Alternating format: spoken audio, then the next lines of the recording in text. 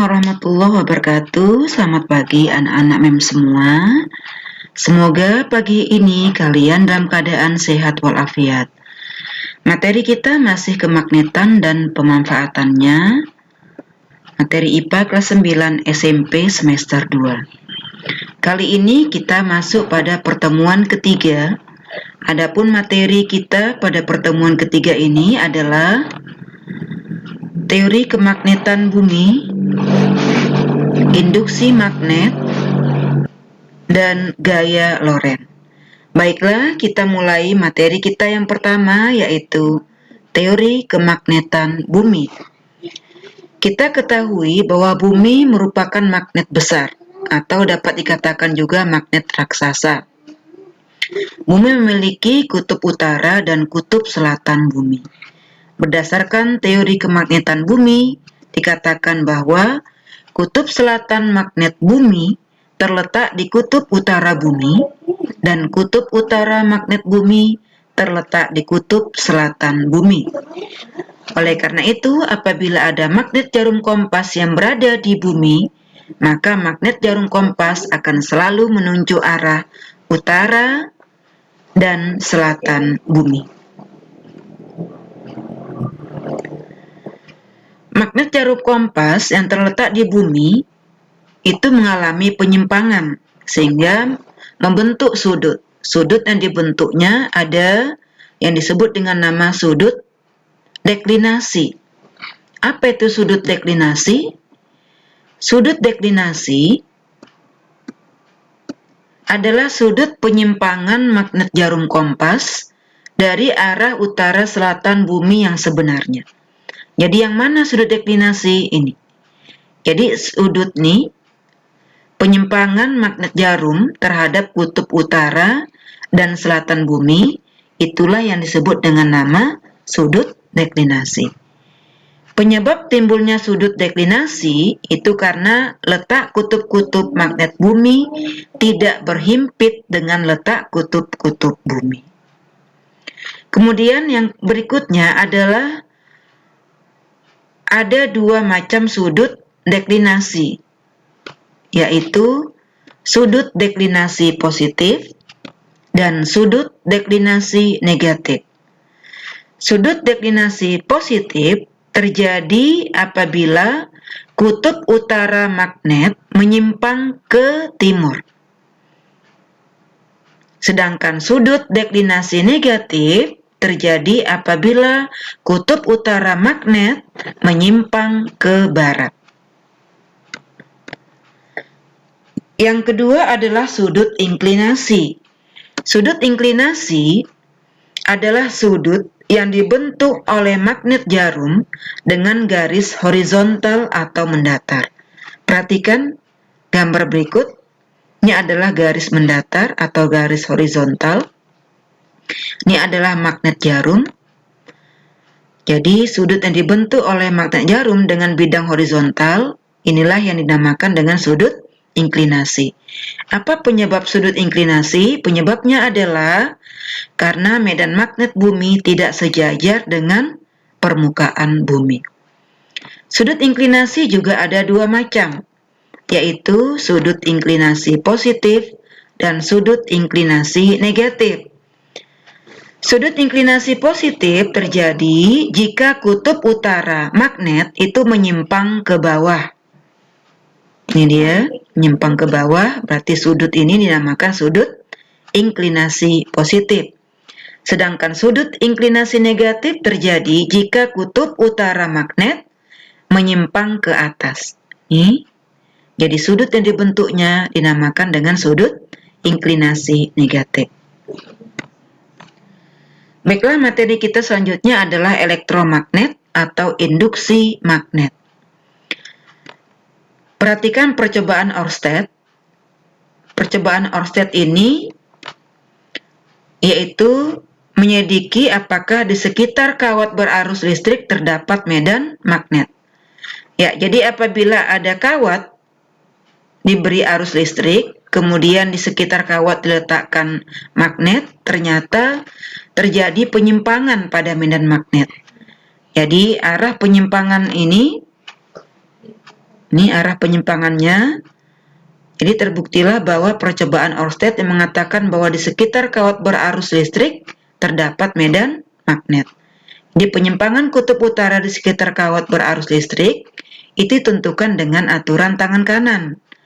Jadi apabila tangan direntangkan, maka arah keempat jari itu menunjukkan arah arus listrik, sedangkan arah ibu jari ini menunjukkan arah penyimpangan kutub utara magnet jarum. Bagaimana medan magnet di sekitar kawat lurus berarus listrik? Perhatikan apabila ada kawat lurus berarus listrik, jadi arah arus itu sesuai dengan arah ibu jari, sedangkan arah medan magnet itu adalah lipatan keempat jari.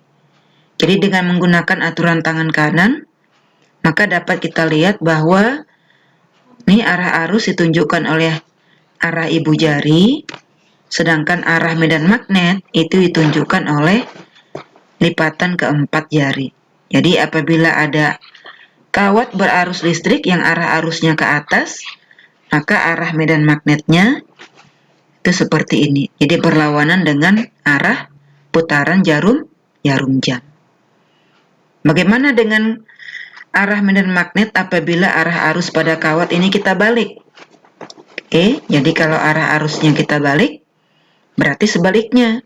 Berarti arah medan magnet itu searah dengan putaran jarum jam.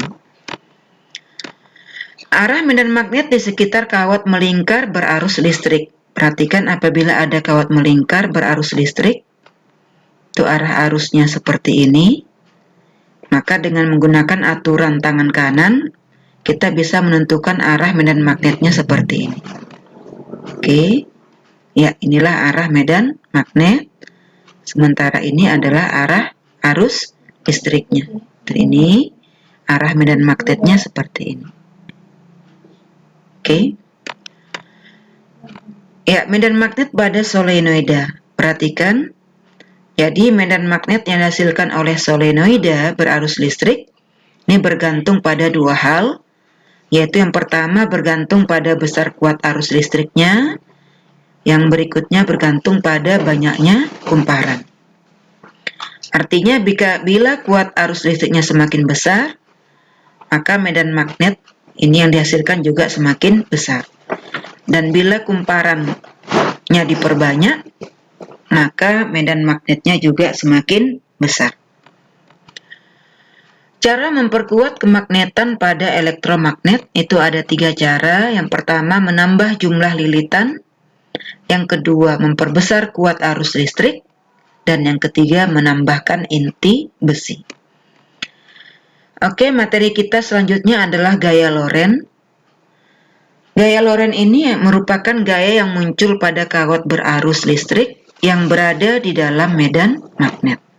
Perhatikan, jadi apabila ada arus listrik yang terdapat pada kawat berarus seperti ini, ya ada arus, maka arus listrik ini yang berada di dalam medan magnet B ini akan menimbulkan gaya sebesar F. Gaya yang ditimbulkan inilah yang dinamakan dengan nama gaya Lorentz. Arah gaya Lorentz itu dapat ditentukan dengan aturan tangan kanan, di mana jari telunjuk menunjukkan arah medan magnet disimbolkan dengan B, ibu jari itu menunjukkan arah arus disimbolkan dengan I, jari tengah itu menunjukkan arah gaya Lorentz yang disimbolkan dengan huruf F. Besar gaya Lorentz itu sebanding dengan kuat medan magnet, panjang kawat, dan kuat arus listrik.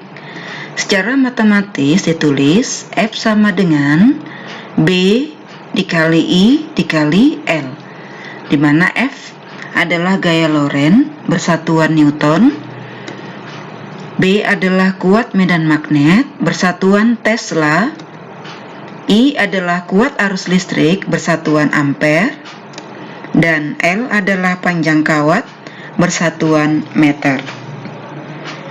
Baiklah, kita lihat contoh soal. Sebuah kawat tembaga sepanjang 10 meter dialiri arus listrik sebesar 5 mA. Jika kawat tembaga tersebut tegak lurus berada dalam medan magnet sebesar 8 Tesla, berapakah gaya Lorentz yang timbul? Ayo sama-sama kita selesaikan contoh soal berikut. Oke, jadi dari soal itu diketahui L adalah panjang kawat. Panjang kawatnya 10 meter. Kemudian I tadi apa I? I adalah arus listrik. Besarnya 5 mA. Miliampere kita ubah ke satuan ampere menjadi 0,005 ampere. Ini dari mana anak-anak? Miliampere ke ampere itu adalah dibagi 1000. Jadi 5 dibagi 1000 hasilnya adalah 0,005 ampere. Kemudian B, medan magnetnya adalah 8 Tesla. Ditanya gaya Lorentz, itu simbolnya F, maka jawab F sama dengan B dikali I dikali L. Maka kita masukkan angka-angka yang sudah diketahui di atas. B 8 Tesla dikali I 0,005 ampere dikali L 10 meter. Ini kita kalikan, maka didapatlah F sama dengan 0,4 Newton. Maka dapat disimpulkan dari soal ini bahwa besar gaya Lorentz yang timbul adalah 0,4 Newton. Bagaimana anak-anak? Bisa dipahami contoh soal ini? Oke, terima kasih. Semoga kalian semua bisa memahami contoh soal yang memberikan ini. Baiklah, alat yang menggunakan prinsip gaya Lorentz yaitu motor listrik. Ya, ini adalah skema motor listrik. Jadi bagian-bagian dari motor listrik antara lain kumparan, sikat karbon, komutator, dan magnet. Ya, inilah alat yang menggunakan prinsip gaya Lorentz.